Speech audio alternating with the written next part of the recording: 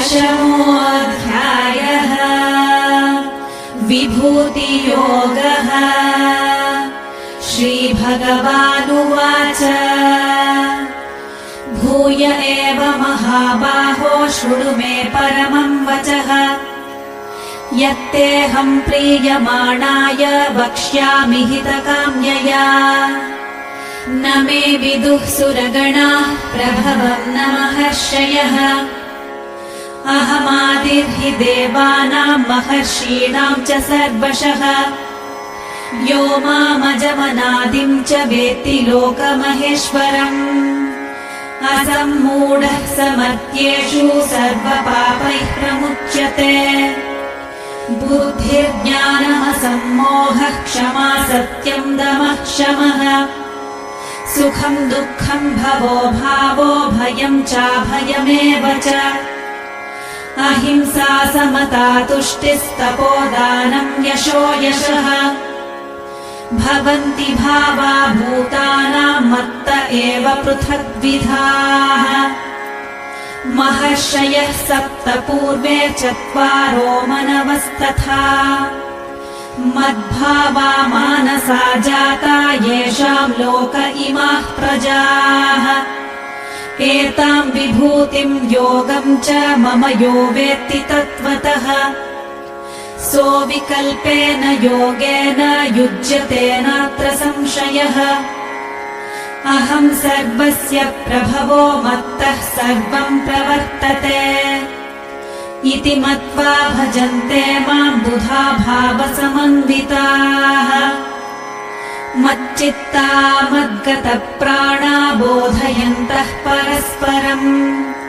कथयन्तश्च मां नित्यं तुष्यन्ति च रमन्ति च। तेषां सततयुक्तानां भजतां प्रीतिपूर्वकम्। ददामि बुद्धियोगं तं येन मामुपयान्ति ते। तेषामेवानुकम्पार्थमहमज्ञानजं तमः। नाशयाम्यात्मभावस्थो ज्ञानदीपेन भास्वता। अर्जुन उवाच परं ब्रह्म परं धाम पवित्रं परमं भवान्। पुरुषं शाश्वतं दिव्यम् आदिदेवमजं विभुम्।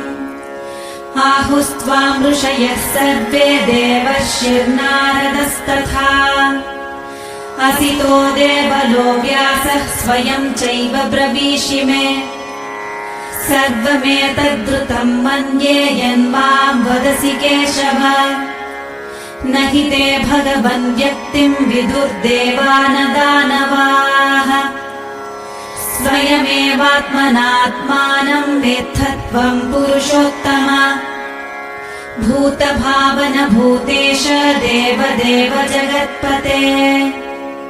वक्तुमर्हस्य शेषेण दिव्या ह्यात्मविभूतयः।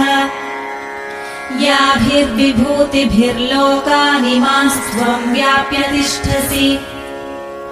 कथं विद्यामहं योगिंस्त्वां सदा परिचिन्तयन्। केषु केषु च भावेषु चिन्त्योऽसि भगवन्मया। विस्तरेणात्मनो योगं विभूतिं च जनार्दन। भूयः कथय तृप्तिर्हि शृण्वतो नास्ति मे मृतम्। श्रीभगवानुवाच हन्त ते कथयिष्यामि दिव्या ह्यात्मविभूतयः। प्राधान्यतः कुरु श्रेष्ठ नास्त्यन्तो विस्तरस्य मे। अहमात्मा गुडाकेश सर्वभूताशयस्थितः। अहमादिश्च मध्यं च भूतानामन्त एव च। आदित्यानामहं विष्णुर्ज्योतिषां रविरंशुमान्। मरीचिर्मरुतामस्मि नक्षत्राणामहं शशी। वेदानां सामवेदोऽस्मि देवानामस्मि वासवः। इन्द्रियाणां मनश्चास्मि भूतानामस्मि चेतना।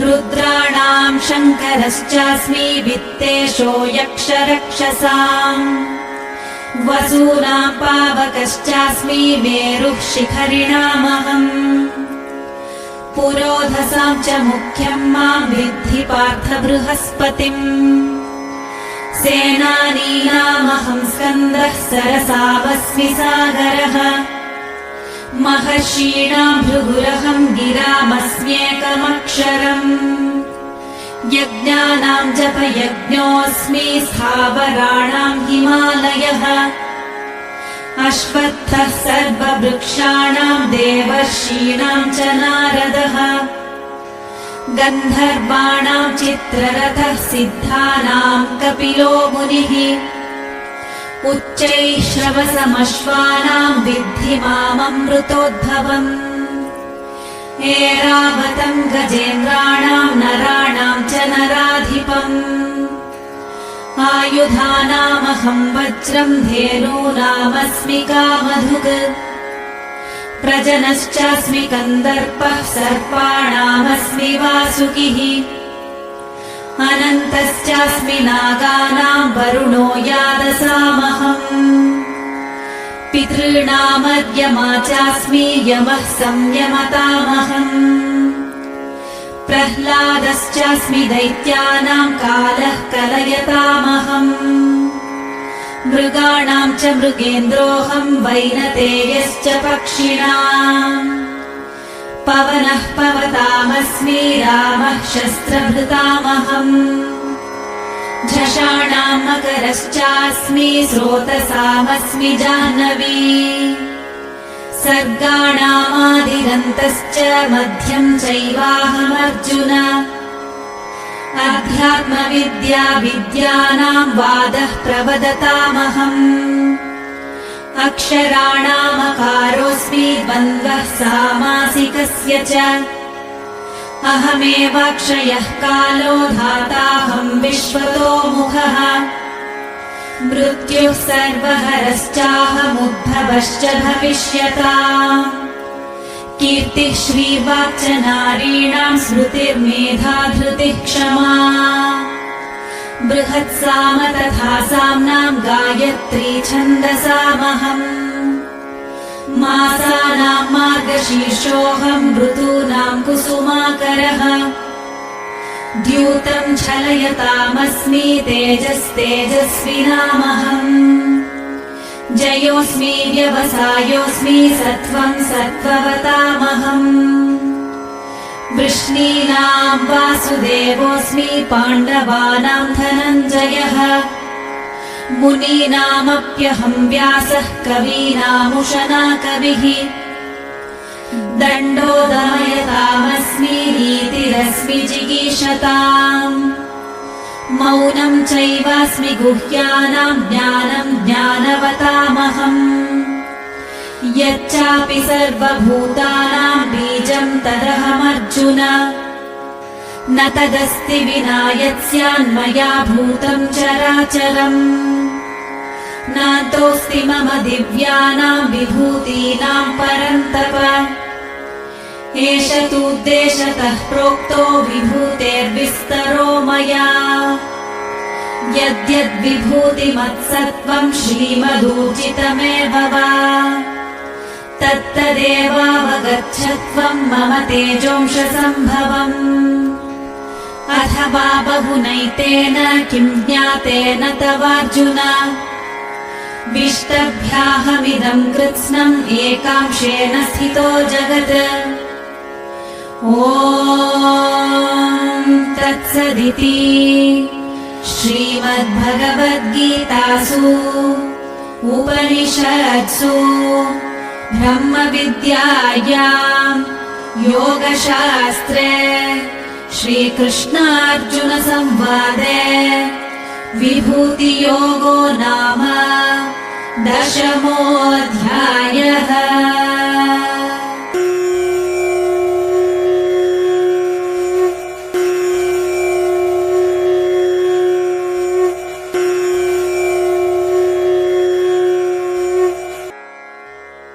अथ 11 अध्यायः। विश्वरूपदर्शनयोगः। अर्जुन उवाच मदनुग्रहाय परमं गुह्यमध्यात्मसंज्ञितम् यत्त्वयोक्तं वचस्तेन मोहोऽयं विगतो मम। भवाप्ययौ हि भूतानां श्रुतौ विस्तरशो मया त्वत्तः कमलपत्राक्ष महात्म्यमपि चाव्ययम्। एवमेतद्यथार्थत्वम् आत्मानं परमेश्वर द्रष्टुमिच्छामि ते रूपमैश्वरं पुरुषोत्तम। मन्यसे यदि तच्छक्यं मया द्रष्टुमिति प्रभो योगेश्वर ततो मे त्वं दर्शयात्मानमव्ययम्। श्रीभगवानुवाच पश्य मे पार्थरूपाणि शतशोऽथसहस्रशः नानाविधानि दिव्यानि नानावर्णाकृतीनि च। पश्यादित्यान् वसून् रुद्रानश्विनौ मरुतस्तथा बहून्यदृष्टपूर्वाणि पश्याश्चर्याणि भारत। इहैकस्थं जगत्कृत्स्नं पश्याद्य सचराचरम् मम देहे गुडाकेश यच्चान्यद्द्रष्टुमिच्छसि न तु मां शक्यसे द्रष्टुमनेनैव स्वचक्षुषा। दिव्यं ददामि ते चक्षुः पश्य मे योगमैश्वरम्। सञ्जय उवाच एवमुक्त्वा ततो राजन् महायोगेश्वरो हरिः दर्शयामास पार्थाय परमं रूपमैश्वरम्। अनेकवक्त्रनयनम् अनेकाद्भुतदर्शनम् अनेकदिव्याभरणम् दिव्यानेकोद्यतायुधम् दिव्यमाल्याम्बरधरम् दिव्यगन्धानुलेपनम् सर्वाश्चर्यमयम् देवमनन्तम् विश्वतोमुखम्। दिवि सूर्यसहस्रस्य भवेद्युगपदुत्थिता यदि भासदृशी सा स्याद्भासस्तस्य महात्मनः। तत्रैकस्थम् जगत्कृत्स्नम् प्रविभक्तमनेकधा अपश्यद्देवदेवस्य शरीरे पाण्डवस्तदा। ततः स विस्मयाविष्टो हृष्टरोमा धनञ्जयः प्रणम्य शिरसा देवम् कृताञ्जलिरभाषत। अर्जुन उवाच पश्यामि देवांस्तव देवदेहे सर्वांस्तथा भूतविशेषसङ्घान् ब्रह्माणमीशम् कमलासनस्थम् ऋषीश्च सर्वान् उरगाश्च दिव्यान् अनेकबाहूदरवक्त्रनेत्रम् पश्यामि त्वाम् सर्वतोऽनन्तरूपम्। नान्तम् न मध्यम् न पुनस्तवादिम् पश्यामि विश्वेश्वर विश्वरूप। किरीटिनम् गदिनम् चक्रिणम् च तेजोराशिम् सर्वतो दीप्तिमन्तम् पश्यामि त्वाम् दुर्निरीक्ष्यम् समन्ताद् दीप्तानलार्कद्युतिमप्रमेयम्। त्वमक्षरम् परमम् वेदितव्यम् त्वमस्य विश्वस्य परम् निधानम्। त्वमव्ययः शाश्वतधर्मगोप्ता सनातनस्त्वम् पुरुषो मतो मे। अनादिमध्यान्तमनन्तवीर्यम् अनन्तबाहुम् शशिसूर्यनेत्रम् पश्यामि त्वाम् दीप्तहुताशवक्त्रम् स्वतेजसा विश्वमिदम् तपन्तम्। द्यावा पृथिव्योरिदमन्तरम् हि व्याप्तम् त्वयैकेन दिशश्च सर्वाः। दृष्ट्वाद्भुतम् रूपमुग्रम् तवेदम् लोकत्रयम् प्रव्यथितम् महात्मन्। अमीहि त्वाम् सुरसङ्घा विशन्ति केचिद्भीताः प्राञ्जलयो गृह्णन्ति। स्वस्तीत्युक्त्वा महर्षिसिद्धसङ्घाः स्तुवन्ति त्वाम् स्तुतिभिः पुष्कलाभिः। रुद्रादित्या वसवो ये च साध्या विश्वेश्विनौ मरुतश्चोष्मपाश्च गन्धर्वयक्षासुरसिद्धसङ्घा वीक्षन्ते त्वाम् विस्मिताश्चैव सर्वे रूपम् महत्ते बहुवक्त्रनेत्रम् महाबाहो बहुबाहूरुपादम् बहूदरम् बहुदंष्टाकरालम् दृष्ट्वा लोकाः प्रव्यथितास्तथाहम् नभः स्पृशम् दीप्तमनेकवर्णम् व्याताननम् दीप्तविशालनेत्रम् दृष्ट्वा हि त्वाम् प्रव्यथितान्तरात्मा धृतिम् न विन्दामि शमम् च विष्णो दंष्ट्वाकरालानि च ते मुखानि दृष्ट्वैव कालानलसन्निभानि दिशो न जाने न लभे च शर्मा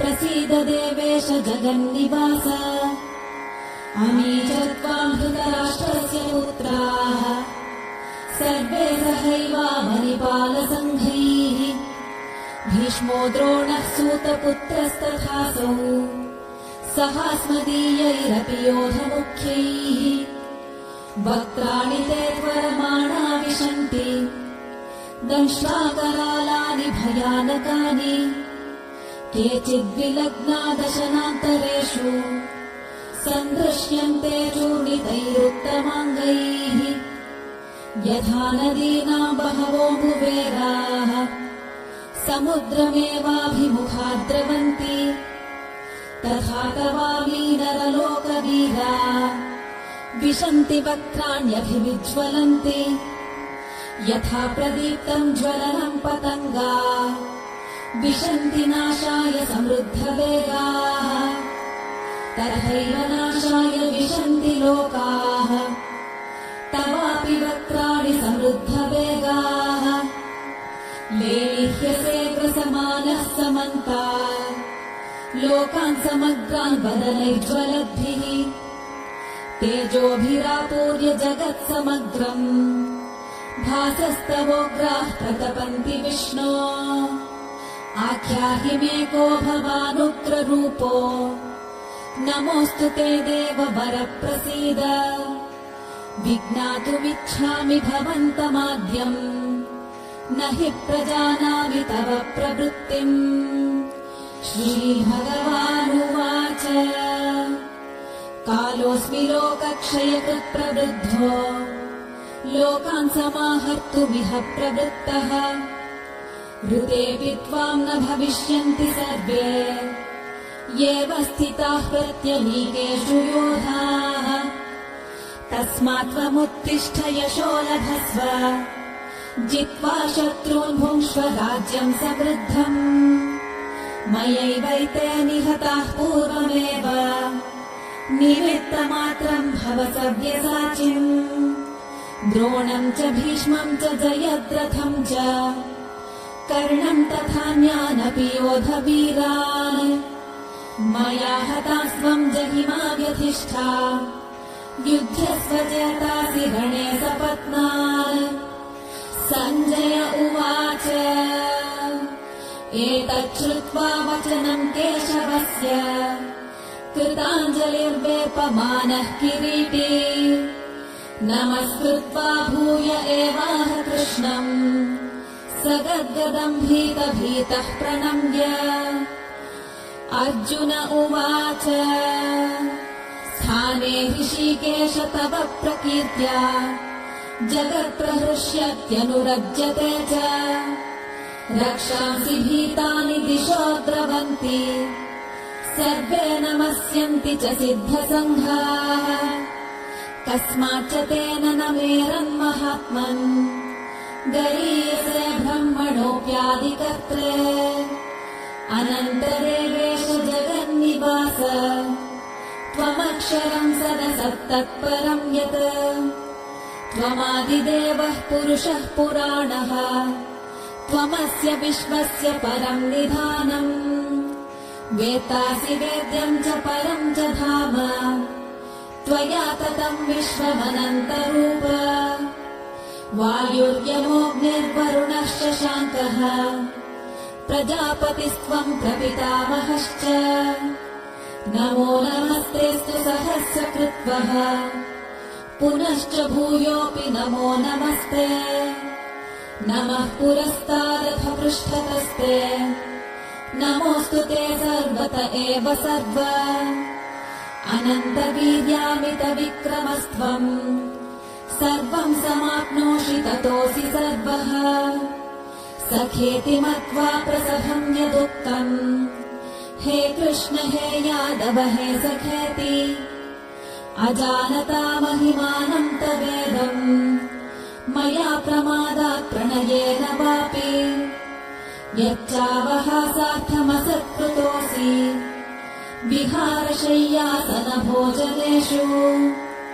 एकोऽथवाप्यच्युत तत्समक्षम् तच्छामये त्वामहमप्रमेयम् पितासि लोकस्य चराचरस्य त्वमस्य पूज्यश्च गुरुर्गरीयान् न त्वत्समोऽस्त्यभ्यधिकः कुतोऽन्यो लोकत्रयेऽप्यप्रतिमप्रभाव तस्मात् प्रणम्य प्रणिधाय कायम् प्रसादये त्वामहमीशमीड्यम् पितेव पुत्रस्य सखेव सख्युः प्रियः प्रियायार्हसि देव सोढुम् अदृष्टपूर्वम् हर्षितोऽस्मि दृष्ट्वा भयेन च प्रव्यथितम् मनो मे तदेव मे दर्शय देवरूपम् प्रसीद देवेश जगन्निवास किरीटिनम् गदिनम् चक्रहस्तम्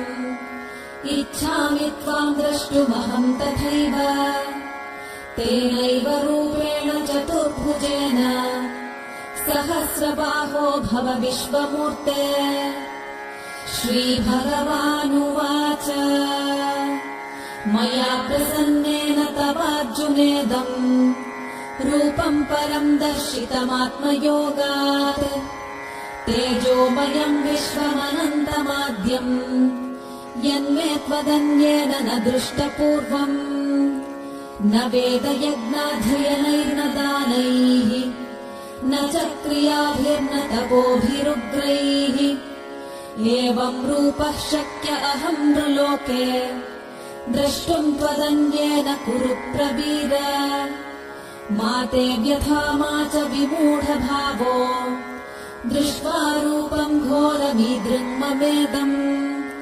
व्यपेतभिः प्रीतमनाः पुनस्त्वम् तदेव मे रूपमिदम् प्रपश्य सञ्जय उवाच इत्यर्जुनम् वासुदेवस्तथोक्त्वा स्वकम् रूपम् दर्शयामास भूयः आश्वासयामास च भीतमेनम् भूत्वा पुनः सौम्य वपुर्महात्मा अर्जुन उवाच दृष्ट्वेदम् मानुषम् रूपम् तव सौम्यम् जनार्दन इदानीमस्मि संवृत्तः सचेताः प्रकृतिम् गतः श्रीभगवानुवाच सुदुर्दर्शमिदम् रूपम् दृष्टवानसि यन्मम देवा अप्यस्य रूपस्य नित्यम् दर्शनकाङ्क्षिणः नाहम् वेदैर्न तपसा न दानेन न चेज्जया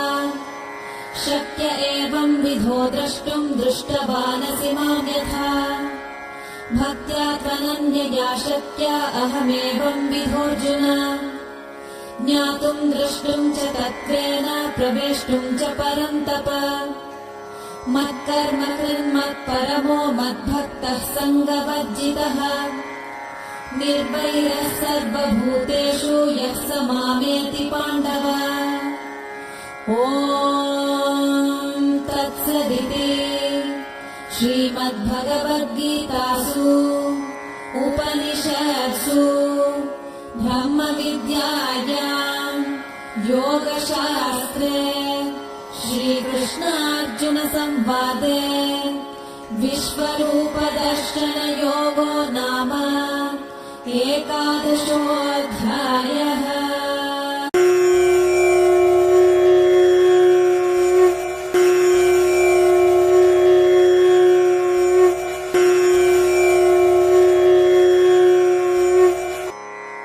अथ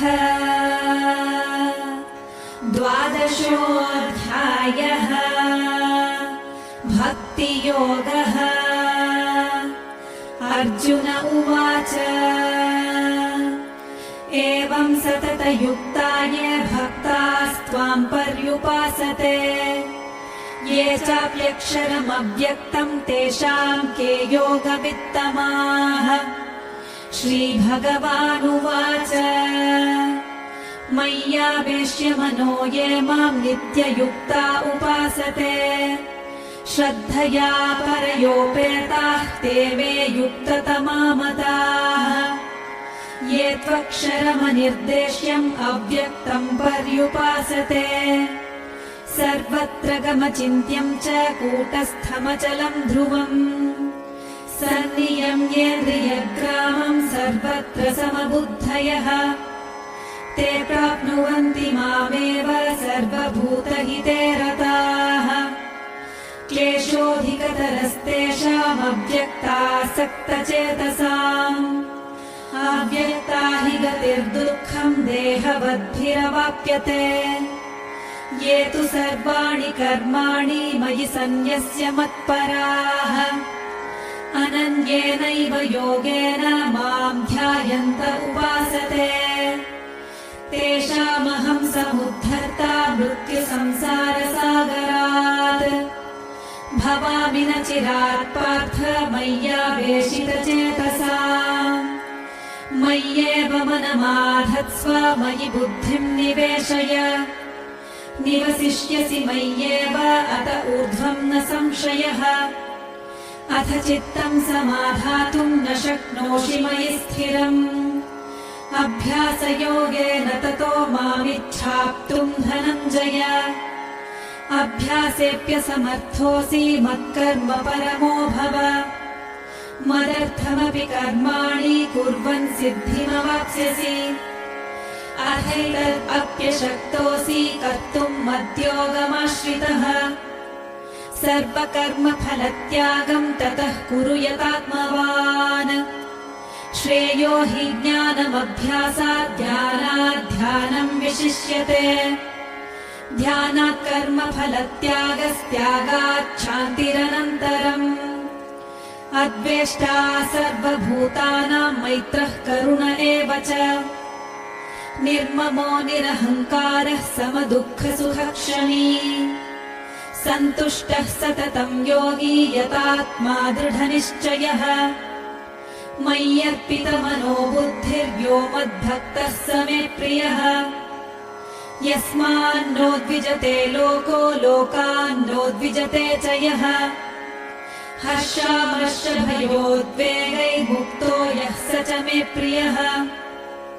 अनपेक्षः शुचिर्दक्ष उदासीनो गतव्यथः सर्वारम्भपरित्यागी यो मद्भक्तः स मे प्रियः। यो न हृष्यति न द्वेष्टि न शोचति न काङ्क्षति शुभाशुभपरित्यागी भक्तिमान् यः स मे प्रियः। समः शत्रौ च मित्रे च तथा मानापमानयोः शीतोष्णसुखदुःखेषु समः सङ्गविवर्जितः। तुल्यनिन्दास्तुतिर्मौली सन्तुष्टो येन केनचित् अनिकेतस्थिरमतिर्भक्तिमान् मे प्रियो नरः। ये तु धर्म्यामृतमिदं यथोक्तं पर्युपासते श्रद्धधाना मत्परमा भक्तास्तेतीव मे प्रियाः। ॐ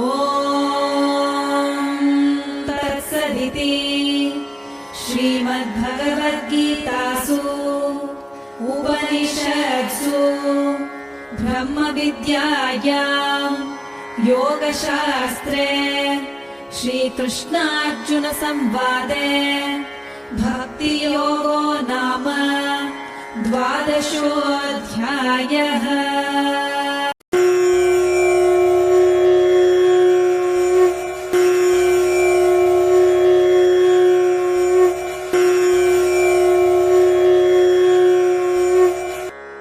अथ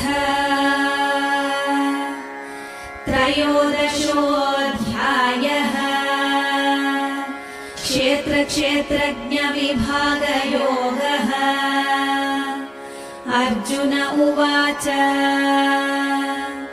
प्रकृतिं पुरुषं चैव क्षेत्रं क्षेत्रज्ञमेव च एतद्वेदितुमिच्छामि ज्ञानं ज्ञेयं च केशव। श्रीभगवानुवाच इदं शरीरं कौन्तेय क्षेत्रमित्यभिधीयते एतद्यो वेत्ति तं प्राहुः क्षेत्रज्ञमिति तद्विदः। क्षेत्रज्ञं चापि मां विद्धि सर्वक्षेत्रेषु भारत। क्षेत्रक्षेत्रज्ञयो ज्ञानं यत्तज्ज्ञानं मतं मम तत्क्षेत्रं यच्च यादृक् च यद्विकारि यतश्च यत् स च यो यत्प्रभावश्च तत्समासेन मे शृणु। ऋषिभिर्बहुधा गीतं छन्दोभिर्विविधैः पृथक् ब्रह्मसूत्रपदैश्चैव हेतुमद्भिर्विनिश्चितैः। महाभूतान्यहङ्कारो बुद्धिरव्यक्तमेव च इन्द्रियाणि दशैकं च पञ्चचेन्द्रियगोचराः। इच्छा द्वेषः सुखं दुःखं सङ्घातश्चेतना धृतिः। एतत् क्षेत्रं समासेन सविकारमुदाहृतम्। अमानित्वमदम्भित्वम् अहिंसा क्षान्तिरार्जवम् आचार्योपासनं शौचं स्थैर्यम् आत्मविनिग्रहः। इन्द्रियार्थेषु वैराग्यम् अनहङ्कारमेव च जन्म मृत्युजरा व्याधि दुःखदोषानुदर्शनम्। असक्तिरनभिष्वङ्गः पुत्रदारगृहादिषु नित्यं च समचित्तत्वम् इष्टानिष्टोपपत्तिषु। मयि चानन्ययोगेन भक्तिरव्यभिचारिणी विविक्तदेशसेवित्वमरतिर्जनसंसदि।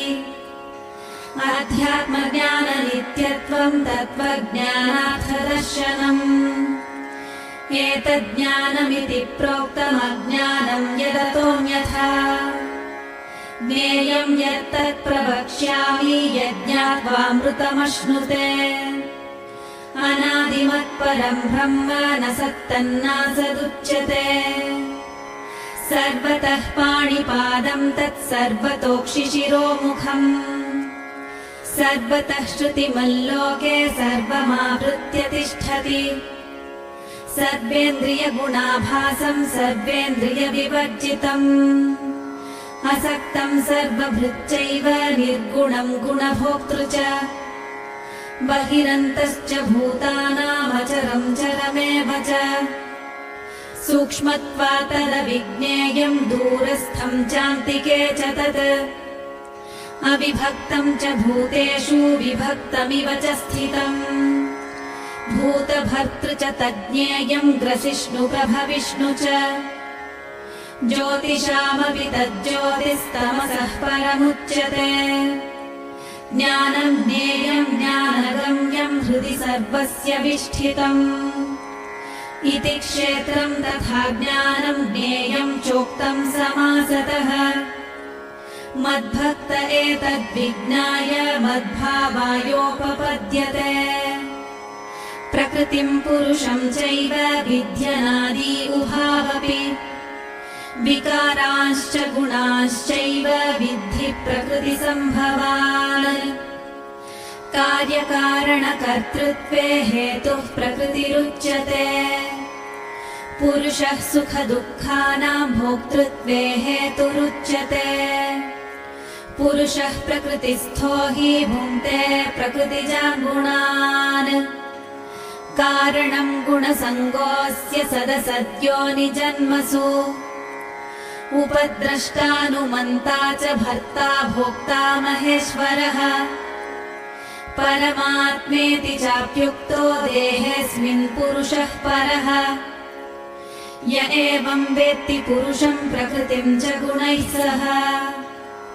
सर्वथा वर्तमानोऽपि न स भूयोऽभिजायते।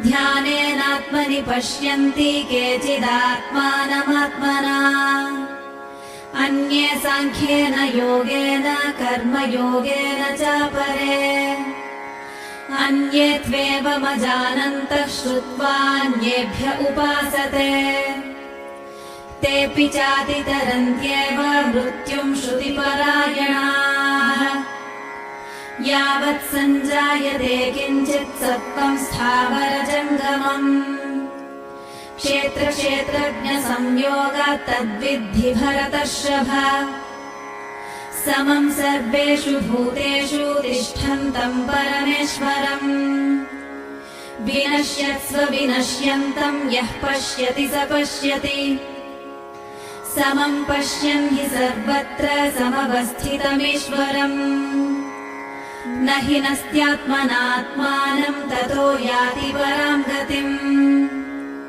प्रकृत्यैव च कर्माणि क्रियमाणानि सर्वशः यः पश्यति तथात्मानमकर्तारं स पश्यति यदा भूतपृथग्भावमेकस्थमनुपश्यति तत एव च विस्तारं ब्रह्म सम्पद्यते तदा अनादित्वान् निर्गुणत्वात् परमात्मायमव्ययः शरीरस्थोऽपि कौन्तेय न करोति न लिप्यते यथा सर्वगतं सौक्ष्म्यादाकाशं नोपलिप्यते सर्वत्रावस्थितो देहे तथात्मानोपलिप्यते यथा प्रकाशयत्येकः कृत्स्नं लोकमिमं रविः क्षेत्रं क्षेत्री तथा कृत्स्नं प्रकाशयति भारत क्षेत्रक्षेत्रज्ञयोरेवमन्तरं ज्ञानचक्षुषा भूतप्रकृतिमोक्षं च ये विदुर्यान्ति ते परम् ॐ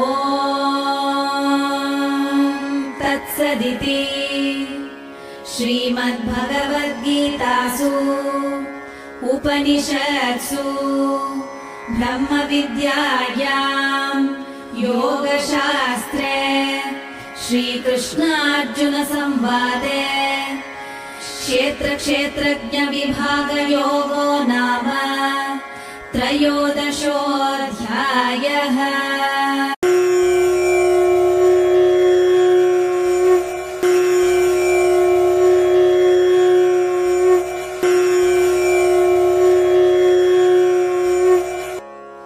अथ चतुर्दशोऽध्यायः गुणत्रयविभागयोगः। श्रीभगवानुवाच परं भूयः प्रवक्ष्यामि ज्ञानानां ज्ञानमुत्तमम् यज्ञात्वा मुनयः सर्वे परां सिद्धिमितो गताः इदं ज्ञानमुपाश्रित्य मम साधर्म्यमागताः सर्गेऽपि नोपजायन्ते प्रलये न व्यथन्ति च मम योनिर्महद्ब्रह्म तस्मिन् गर्भं दधाम्यहम् सम्भवः सर्वभूतानां ततो भवति भारत सर्वयोनिषु कौन्तेय मूर्तयः सम्भवन्ति याः तासां ब्रह्ममहद्योनिरहं बीजप्रदः पिता सत्त्वं रजस्तम इति गुणाः प्रकृतिसम्भवाः निबध्नन्ति महाबाहो देहे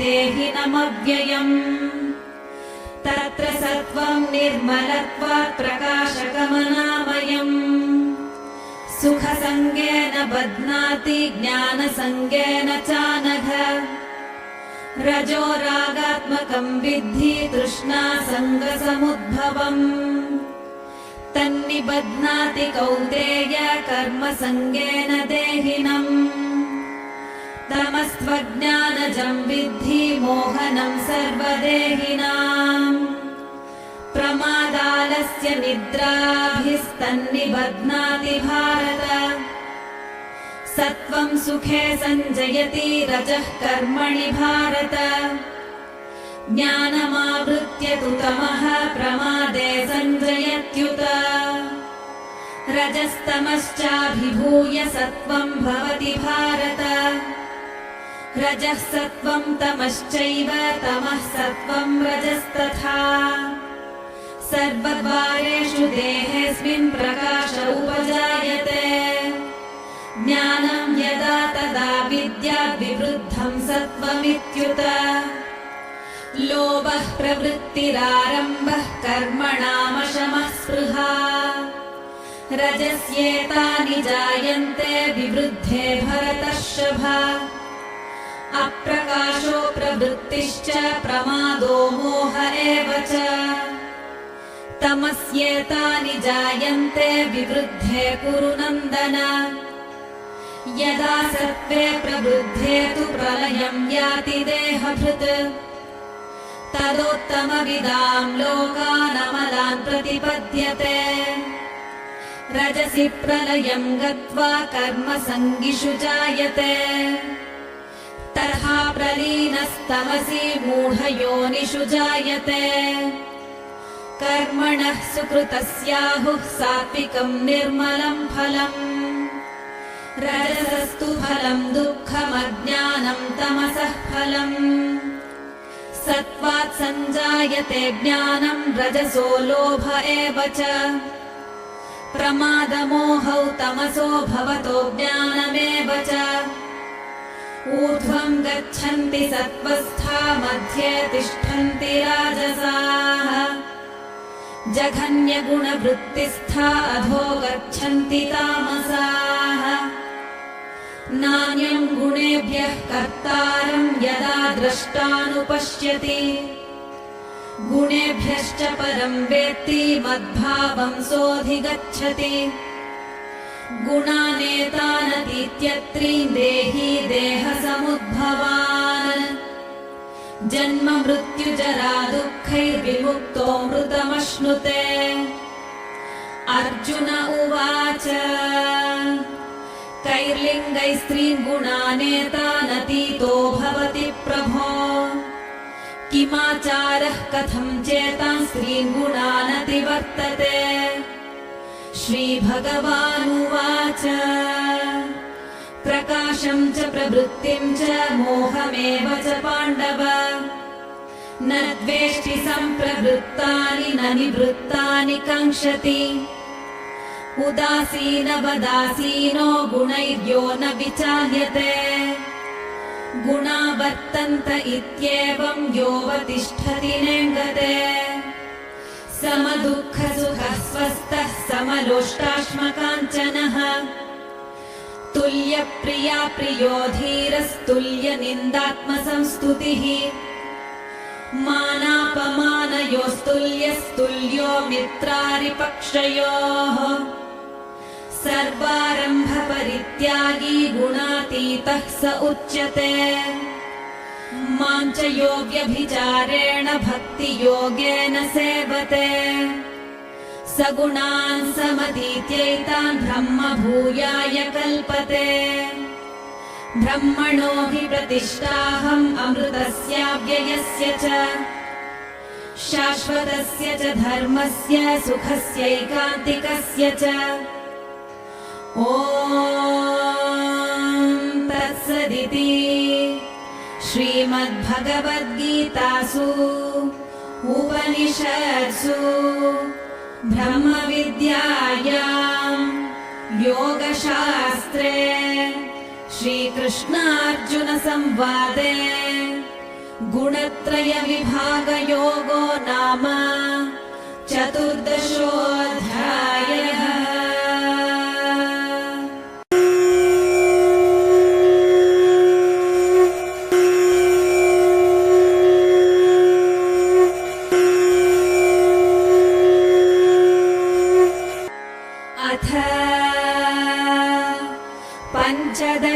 पञ्चदशोऽध्यायः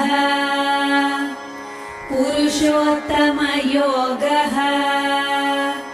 श्रीभगवानुवाच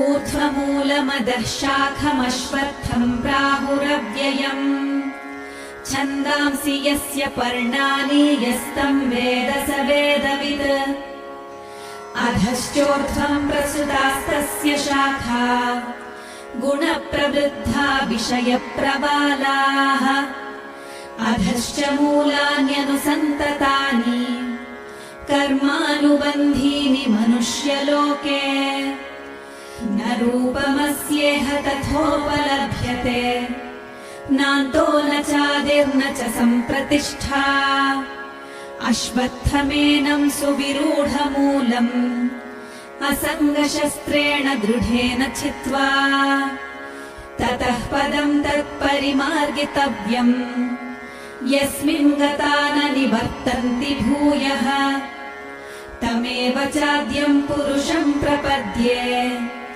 यतः प्रवृत्तिः प्रसृता पुराणी निर्मानमोहाजितसङ्गदोषा अध्यात्मनित्या विनिवृत्तकामाः द्वन्द्वैर्विमुक्ताः सुखदुःखसङ्गैर्गच्छन्त्यमूढाः पदमव्ययम् तत् न तद्भासयते सूर्यो न शशाङ्को न पावकः यद्गत्वा न निवर्तन्ते तद्धाम परमं मम ममैवांशो जीवलोके जीवभूतः सनातनः मनः षष्ठानीन्द्रियाणि प्रकृतिस्थानि कर्षति शरीरं यदवाप्नोति यच्चाप्युत्क्रामतीश्वरः गृहीत्वैतानि संयाति वायुर्गन्धानि वाशयात् श्रोत्रं चक्षुस्पर्शनं च रसनं घ्राणमेव च अधिष्ठाय मनश्चायं विषयानुपसेवते उत्क्रामन्तं स्थितं वापि भुञ्जानं वा गुणान्वितम् विमूढानानुपश्यन्ति पश्यन्ति ज्ञानचक्षुषः यतन्तो योगिनश्चैनं पश्यन्त्यात्मन्यवस्थितम् यतन्तोऽप्यकृतात्मानो नैनं पश्यन्त्यचेतसः यदादित्यगतं तेजो जगद्भासयतेऽखिलम् यच्चन्द्रमसि यच्चाग्नौ तत्तेजो विद्धि मामकम् गामाविश्य च भूतानि धारयाम्यहमोजसा पुष्णामि चौषधीः सर्वाः सोमो भूत्वा रसात्मकः अहं वैश्वानरो भूत्वा प्राणिनां देहमाश्रितः प्राणापानसमायुक्तः पचाम्यन्नं चतुर्विधम् सर्वस्य चाहं हृदि सन्निविष्टो मत्तः स्मृतिर्ज्ञानमपोहनम् च वेदैश्च सर्वैरहमेव वेद्यो वेदान्तकृद्वेदविदेव चाहम् द्वाविमौ पुरुषौ लोके क्षरश्चाक्षर एव च क्षरः सर्वाणि भूतानि कूटस्थोऽक्षर उच्यते उत्तमः पुरुषस्त्वन्यः परमात्मेत्युदाहृतः यो लोकत्रयमाविश्य बिभर्त्यव्यय ईश्वरः यस्माक्षरमतीतोऽहमक्षरादपि चोत्तमः अतोऽस्मि लोके वेदे च प्रथितः पुरुषोत्तमः यो मामेवमसम्मूढो जानाति पुरुषोत्तमम् स सर्वविद् भजति मां सर्वभावेन भारत इति गुह्यतमं शास्त्रमिदमुक्तं मया नघ एतद्बुद्ध्वा बुद्धिमान् स्यात् कृतकृत्यश्च भारत ॐ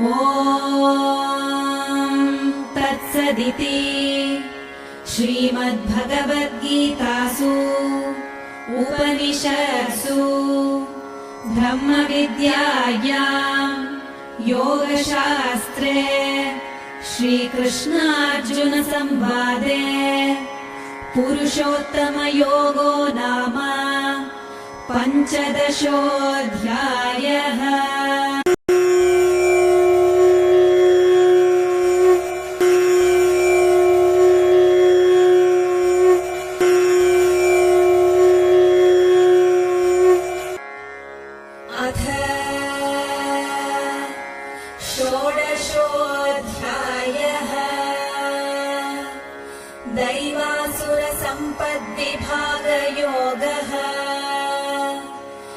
श्रीभगवानुवाच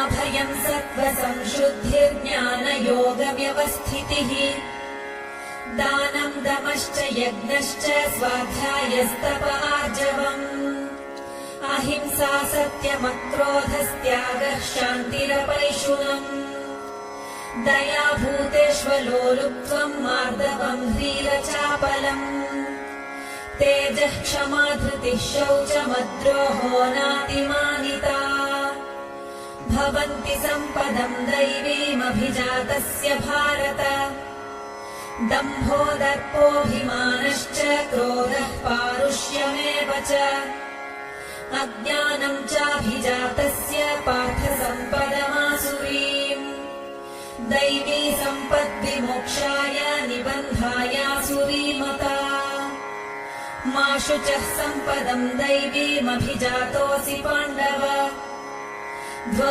भूतसर्गो लोकेऽस्मिन् दैव आसुर एव च दैवो विस्तरशः प्रोक्त आसुरम् पार्थ मे शृणु प्रवृत्तिम् च निवृत्तिम् च जना न विदुरासुराः न शौचम् नापि चाचारो न सत्यम् तेषु विद्यते असत्यमप्रतिष्ठम् ते जगदाहुरनीश्वरम् अपरस्परसम्भूतम् किमन्यत् कामहैतुकम् एताम् दृष्टिमवष्टभ्य नष्टात्मानोऽल्पबुद्धयः प्रभवन्त्युग्रकर्माणः क्षयाय जगतो हिताः काममाश्रित्य दुष्पूरम् दम्भमानमदान्विताः मोहात् गृहीत्वा सद्ग्राहान् प्रवर्तन्ते शुचिव्रताः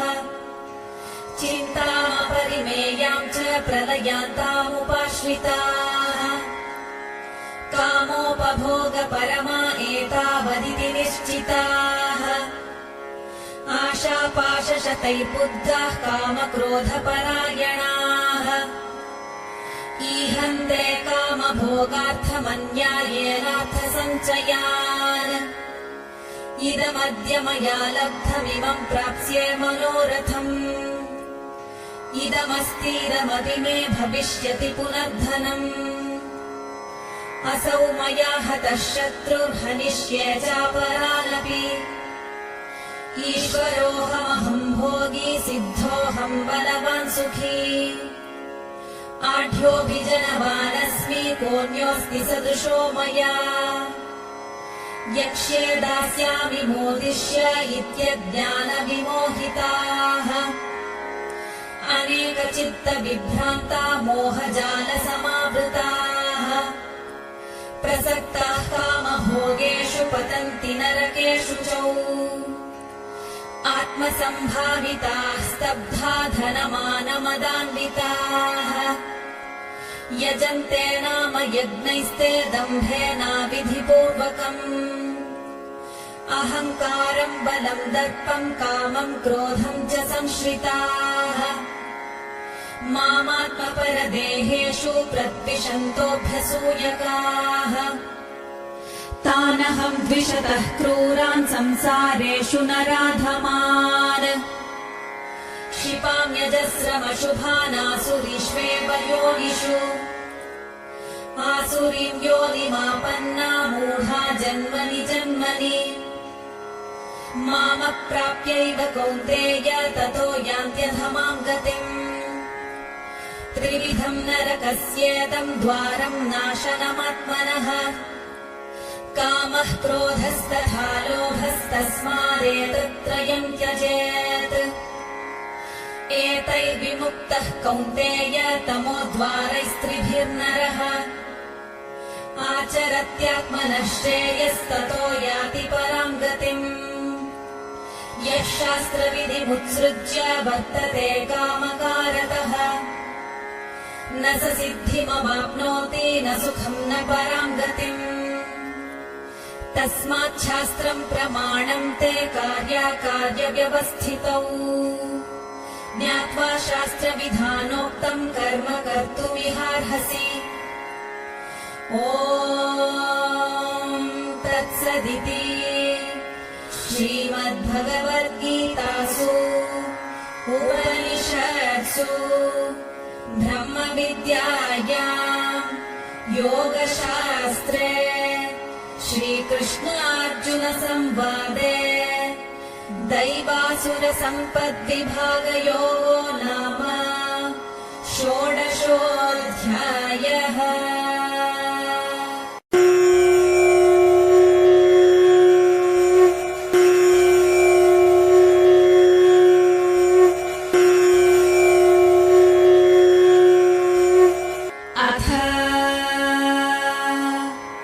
सप्तदशोऽध्यायः। श्रद्धात्रयविभागयोगः।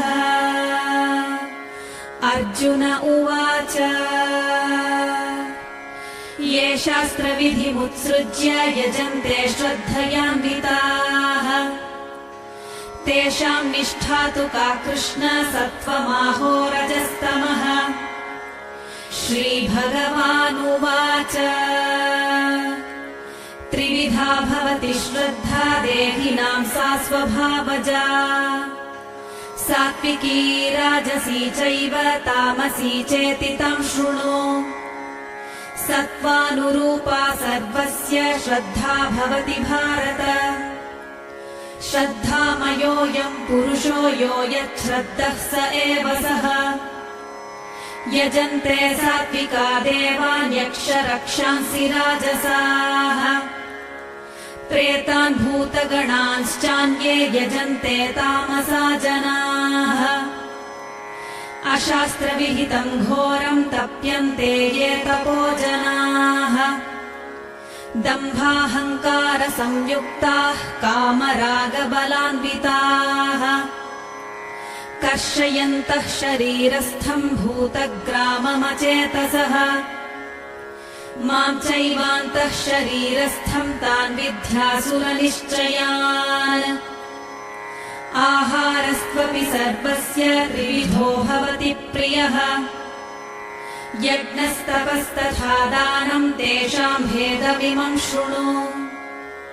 आयुः सत्त्वबलारोग्यसुखप्रीतिविवर्धनाः रस्याः स्निग्धाः स्थिरा हृद्या आहाराः सात्विकप्रियाः। कट्वं ललवणात्युष्णतीक्ष्णरूक्षविदाहिनः आहारा राजसस्येष्टा दुःखशोकामयप्रदाः। यातयामं गतरसं पूतिपर्युषितं च यत् उच्छिष्टमपि चामेध्यं भोजनं तामसप्रियम्। अफलाकाङ्क्षिभिर्यज्ञो विधिदृष्टो य युज्यते यष्टव्यमेवेति मनः समाधाय स सात्विकः। अभिसन्धाय तु फलं दम्भार्थमपि चैव यत् युज्यते भरतश्रेष्ठतं यज्ञं विद्धि राजसम्। विधिहीनमसृष्टान्नं मन्त्रहीनमदक्षिणम् श्रद्धाविरहितं यज्ञं तामसं परिचक्षते। देवद्विजगुरुप्राज्ञपूजनं शौचमार्जवम् ब्रह्मचर्यमहिंसा च शारीरं तप उच्यते। अनुद्वेगकरं वाक्यं सत्यं प्रियहितं च यत् स्वाध्यायाभ्यसनं चैव वाङ्मयं तप उच्यते। मनः प्रसादः सौम्यत्वं मौनमात्मविनिग्रहः भावसंशुद्धिरित्येतत्तपो मानसमुच्यते। श्रद्धया परया तप्तं तपस्तत्त्रिविधं नरैः अफलाकाङ्क्षिभिर्युक्तैः सात्विकं परिचक्षते। सत्कारमानपूजार्थं तपोदम्भेन चैव यत् क्रियते तदिहं प्रोक्तं राजसं चलमध्रुवम्। मूढग्राहेणात्मनो यत्पीडया क्रियते तपः परस्योत्सादनार्थं वा तत्तामसमुदाहृतम्। दातव्यमिति यद्दानं दीयतेऽनुपकारिणे देशे काले च पात्रे च तद्दानं सात्विकं स्मृतम् यत्तु प्रत्युपकारार्थं फलमुद्दिश्य वा पुनः दीयते च परिक्लिष्टं तद्दानं राजसं स्मृतम् अदेशकाले यद्दानमपात्रेभ्यश्च दीयते असत्कृतमवज्ञातं तत्तामसमुदाहृतम् ॐ तत्सदिति निर्देशो ब्रह्मणस्त्रिविधः स्मृतः ब्राह्मणास्तेन वेदाश्च यज्ञाश्च विहिताः पुरा तस्मादोमित्युदाहृत्य यज्ञदानतपः क्रियाः प्रवर्तन्ते विधानोक्ताः सततं ब्रह्मवादिनाम् तदित्यनभिसन्धाय फलं यज्ञतपः क्रियाः दानक्रियाश्च विविधाः क्रियन्ते मोक्षकाङ्क्षिभिः सद्भावे साधुभावे च सदित्येतत् प्रयुज्यते प्रशस्ते कर्मणि तथा सच्छब्दः पार्थयुज्यते यज्ञे तपसि दाने च स्थितिः सदिति चोच्यते कर्म चैव तदर्थीयं सदित्येवाभिधीयते अश्रद्धया हुतं दत्तं तपस्तप्तं कृतं च यत् असदित्युच्यते पार्थ न च तत्प्रेत्य नो इह ॐ तत्सदिति श्रीमद्भगवद्गीतासु उपनिषत्सु ब्रह्मविद्यायां योगशास्त्रे श्रीकृष्णार्जुनसंवादे श्रद्धात्रयविभागयोगो नाम सप्तदशोऽध्यायः।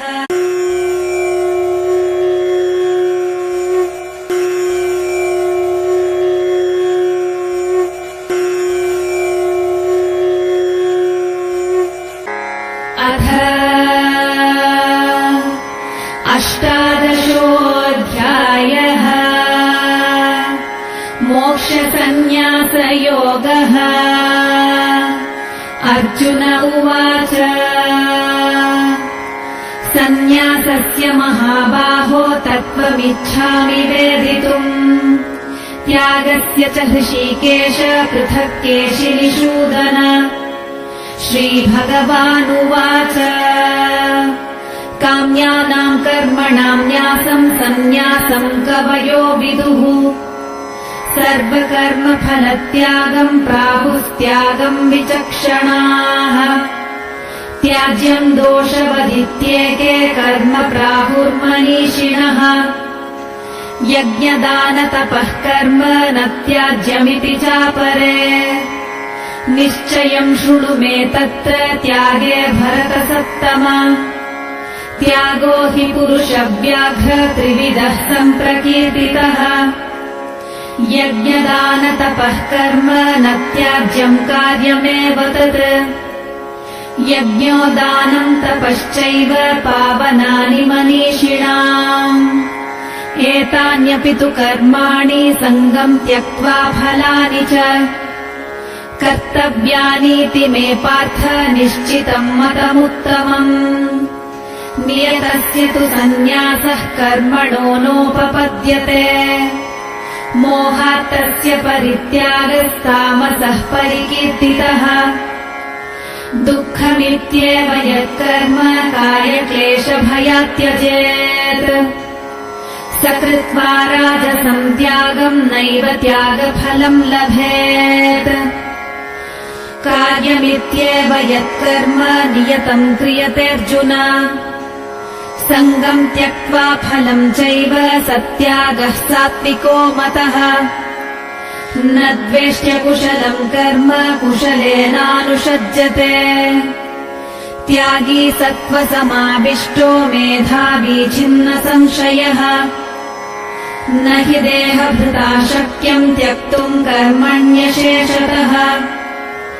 यस्तु कर्मफलत्यागी सत्यागीत्यभिधीयते अनिष्टमिष्टम् मिश्रम् च त्रिविधम् कर्मणः फलम् भवत्यत्यागिनाम् प्रेत्य न तु सन्न्यासिनाम् क्वचित् पञ्चैतानि महाबाहो कारणानि निबोध मे साङ्ख्ये कृतान्ते प्रोक्तानि सिद्धये सर्वकर्मणाम् अधिष्ठानम् तथा कर्ता करणम् च पृथग्विधम् विविधाश्च पृथक् चेष्टा दैवम् चैवात्र पञ्चमम् शरीरवाङ्मनोभिर्यत् कर्म प्रारभते नरः न्याय्यम् वा विपरीतम् वा पञ्चैते तस्य हेतवः तत्रैवम् सति कर्तारमात्मानम् केवलम् तु यः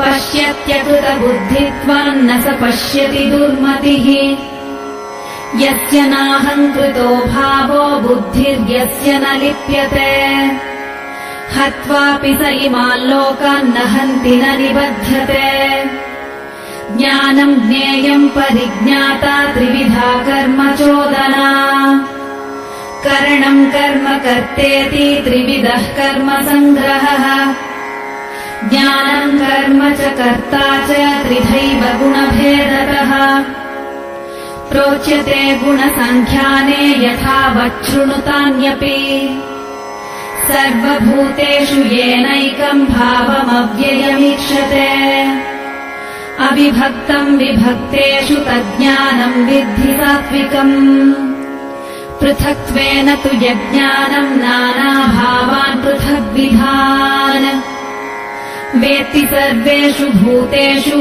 तज्ज्ञानम् विद्धि राजसम् यत्तु कृत्स्नवदेकस्मिन् कार्ये सक्तमहैतुकम् अतत्त्वार्थवदल्पम् च तत्तामसमुदाहृतम् नियतम् सङ्गरहितम् अरागद्वेषतः कृतम् अफलप्रेप्सुना कर्म यत्तत् सात्विकमुच्यते यत्तु कामेप्सुना कर्म साहङ्कारेण वा पुनः क्रियते बहुलायासम् तद्राजसमुदाहृतम् अनुबन्धम् क्षयम् हिंसामनपेक्ष्य च पौरुषम् मोहादारभ्यते कर्म यत्तत्तामसमुच्यते मुक्तसङ्गो न संवादी धृत्युत्साहसमन्वितः सिद्ध्यसिद्ध्योर्निर्विकारः कर्ता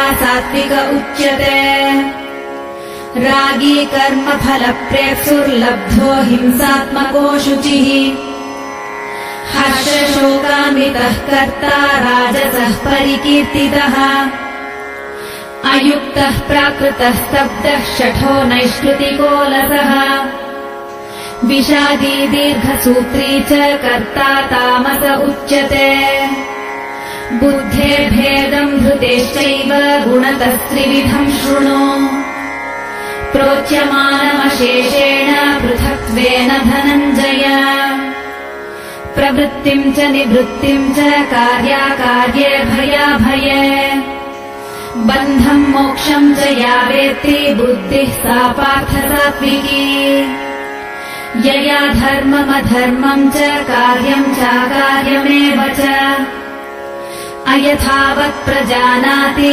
बुद्धिः सा पार्थ राजसी अधर्मम् धर्ममिति या मन्यते तमसा वृता सर्वार्थान् विपरीतांश्च बुद्धिः सा पार्थ तामसी धृत्या यया धारयते मनः प्राणेन्द्रियक्रियाः योगेनाव्यभिचारिण्या धृतिः सा पार्थ सात्विकी यया तु धर्मकामार्थान् धृत्या धारयते अर्जुन प्रसङ्गेन फलाकाङ्क्षी धृतिः सा पार्थ राजसी यया स्वप्नम् भयम् शोकम् विषादम् मदमेव च न विमुञ्चति दुर्मेधा धृतिः सा पार्थ तामसी सुखम् त्विदानीम् त्रिविधम् शृणु मे भरतर्षभ अभ्यासाद्रमते यत्र दुःखान्तम् च निगच्छति यत्तदग्रे विषमिव परिणामे मृतोपमम् तत्सुखम् सात्विकम् प्रोक्तमात्मबुद्धिप्रसादजम् विषयेन्द्रियसंयोगाद्यत्तदग्रे मृतोपमम् परिणामे विषमिव तत्सुखम् राजसंस्मृतम् यदग्रे चानुबन्धे च सुखम् मोहनमात्मनः निद्रालस्य प्रमादोत्थम् तत्तामसमुदाहृतम् न तदस्ति पृथिव्याम् वा दिवि देवेषु वा पुनः सत्त्वम् प्रकृतिजैर्मुक्तम् यदेभिः स्यात् त्रिभिर्गुणैः ब्राह्मणक्षत्रियविषाम् शूद्राणाम् च परन्तप कर्माणि प्रविभक्तानि स्वभावप्रभवैर्गुणैः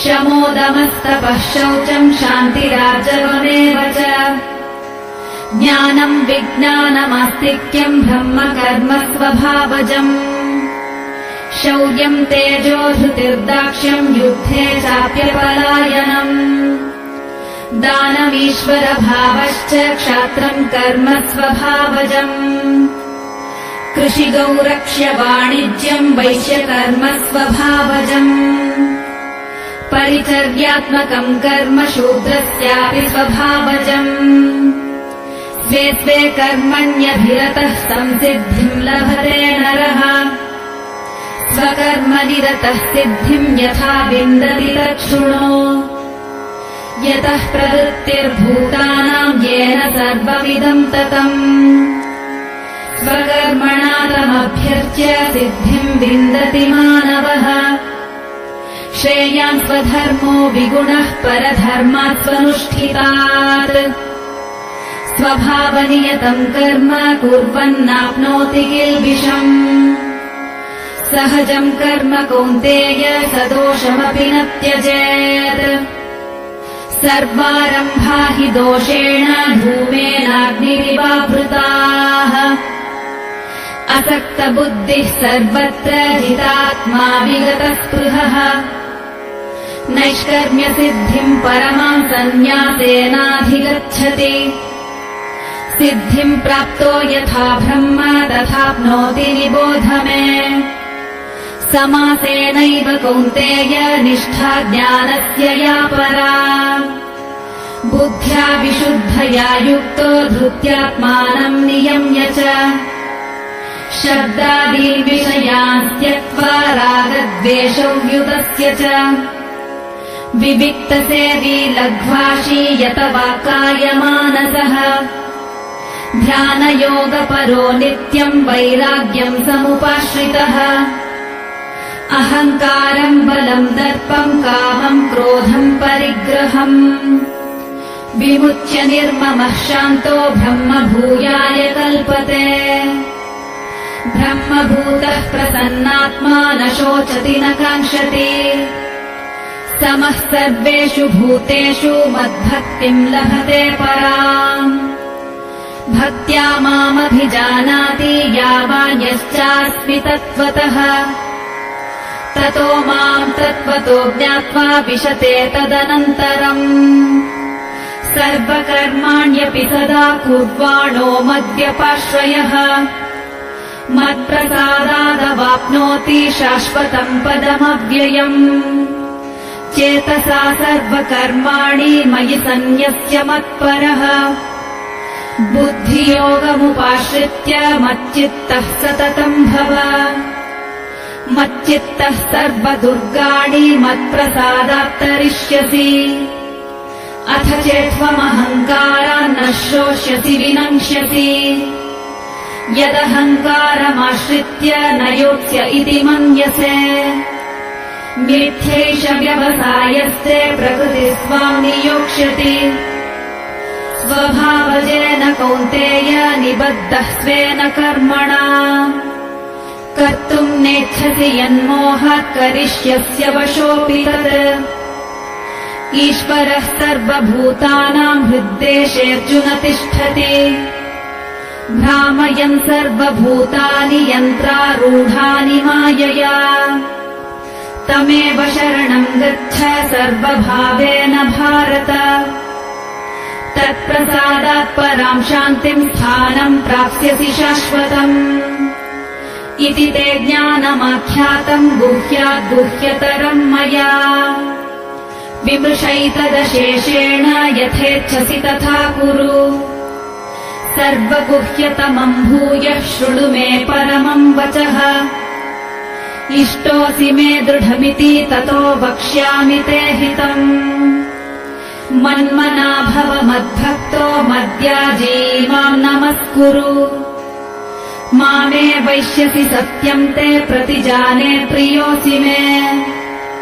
सर्वधर्मान् परित्यज्य मामेकम् शरणम् व्रज। अहम् त्वाम् सर्वपापेभ्यो मोक्षयिष्यामि मा शुचः। इदम् ते न तपस्काय न भक्ताय कदाचन। न चाशुश्रूषवे वाच्यम् न च माम् योऽभ्यसूयति। य इदम् परमम् गुह्यम् मद्भक्तेष्वभिधास्यति। भक्तिम् मयि पराम् कृत्वा मामे वैश्यत्य संशयः। न च तस्मान्मनुष्येषु कश्चिन्मे प्रियकृत्तमः। भविता न च मे तस्मादन्यः प्रियतरो भुवि। अध्येष्यते च य इमम् धर्म्यम् संवादमावयोः। ज्ञानयज्ञेन तेनाहमिष्टः स्यामिति मे मतिः। श्रद्धावाननसूयश्च शृणुयादपि यो नरः। सोऽपि मुक्तः शुभालोकान् प्राप्नुयात् पुण्यकर्मणाम्। कच्चिदेतच्छ्रुतम् पार्थ त्वयैकाग्रेण चेतसा। कच्चिदज्ञानसम्मोहः प्रनष्टस्ते धनञ्जय। अर्जुन उवाच नष्टो मोहः स्मृतिर्लब्धा त्वत्प्रसादान्मयाच्युत। स्थितोऽस्मि गतसन्देहः करिष्ये वचनम् तव।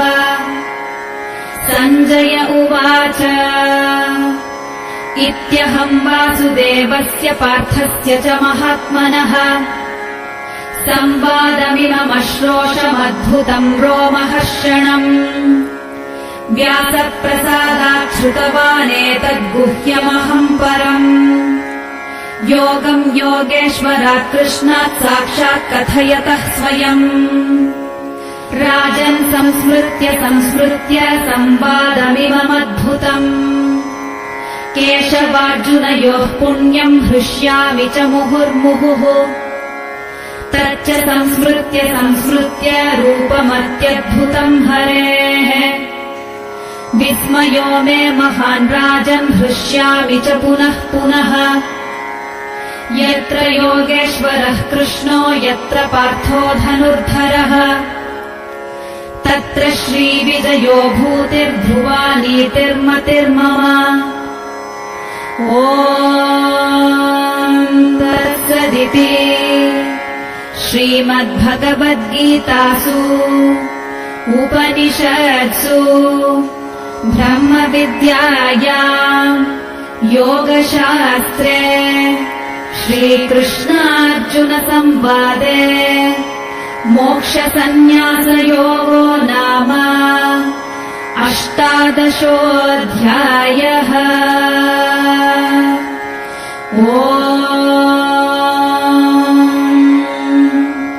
शान्ताकारम् भुजगशयनम् पद्मनाभम् सुरेशम् विश्वाधारम् गगनसदृशम् मेघवर्णम् शुभाङ्गम् लक्ष्मीकान्तम् कमलनयनम् योगिभिर्ध्यानगम्यम् वन्दे विष्णुम् भवभयहरम् सर्वलोकैकनाथम्। हरे कृष्ण कृष्ण कृष्ण हरे हरे हरे राम राम राम हरे हरे।